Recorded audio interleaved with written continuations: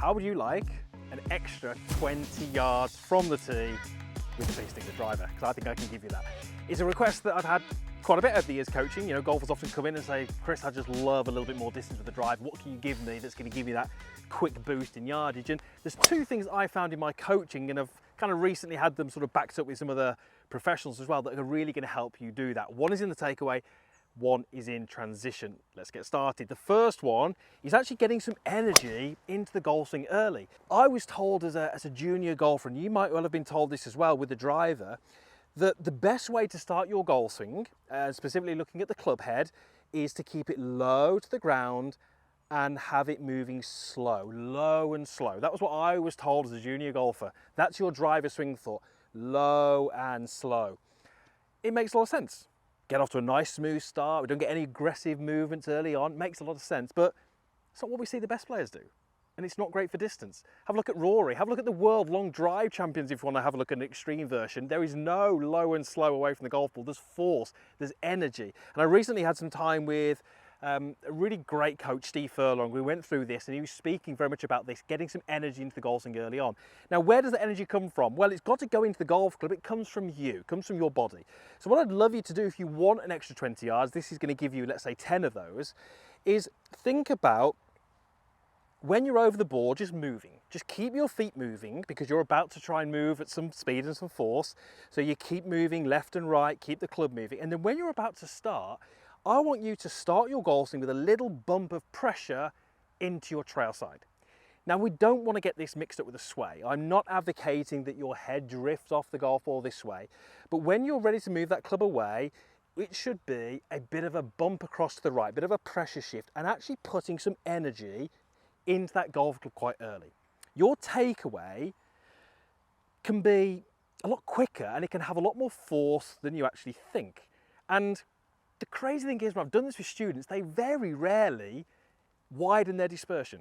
It just stays the same. And I've talked about this in previous videos. You know, if you were to draw a line on a piece of paper, the slower you go, the slower you try and draw that line, the more deliberate you try and draw it, the more imperfections you get, the more wiggles and wobbles. You draw it quite quick and it's quite smooth. That's often the case with the driver. If we can get some energy early on, we can get a little bit more speed, and that speed can be quite consistent as well. So let me hit one and I'm going to show you what I mean. So I'm keeping my feet moving, keeping the club head moving, and I'm going to feel like I get a little pressure shift away and get the club moving with a fair bit of speed. And that one is perfect. This is the third hole at the Montgomery at the Max Royale. I've got to say a massive thank you to Golf Travel Centre for arranging this trip and actually getting me out here today. So that's going to give you 10 yards. I didn't need that tee.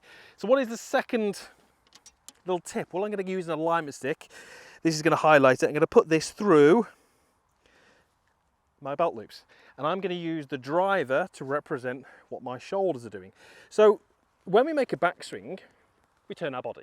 My hips are going to turn, my shoulders are going to turn, but we're probably going to have different amounts of turns. You can see here that my shoulders have turned more than my hips. In transition, what I would love you to do is feel as if you take your hips and you pull them away from your shoulders. I'm increasing the distance between them. What that's doing is it's creating a stretch between the upper and the lower. It's like an elastic band, we're creating stretch. And when we release that, we get more speed. If you're someone who's struggling with speed, very often we get this gap increasing, and then the first thing you will do to start your downswing is start with the upper body, and we start to get that gap narrowing really quickly, and we start to lose that power. So you might create some and store some, but you lose it early. By separating the two, you create some energy, you increase that, and then you can accelerate that through into the golf ball. So the focus here is really to pull your lower away from your upper. Now, the reason that works so well is because it generally increases a little bit of speed, but it also has another really key bonus to your golf swing. When I have the sequence pour and I start with my upper body, I tend to get my head forward of where it needs to be. And when that happens, we start to hit down and across. By focusing on pulling your your lower away from your upper, it tends to mean that we get the upper body staying behind the golf ball more. That tends to shallow your approach, and you end up with more speed, and generally you're able to hit more up on the golf ball with a path which is a little bit more neutral if not out to the right. Two really simple things. A little bit more energy and pull the lower away from the upper. Now the reason I've picked those two is because number one, they work. I've got experience of working with clients. But number two, if you're playing golf tomorrow, you can do that. It doesn't mean you've got to go to the range for 6 weeks and grind it out and do drills. You can do that on the course tomorrow. I'd probably advise you try it on the range first, but there's no reason why you can't just take it to the course. And I reckon if you can do those, you'll be able to squeeze a few extra yards out of your driver. And that's 2 drives that are absolutely perfect on this hole. So if you can give that a go, I'd almost guarantee another 20 yards on your driver. That means you'll be closer to the hole and you'll have more birdies.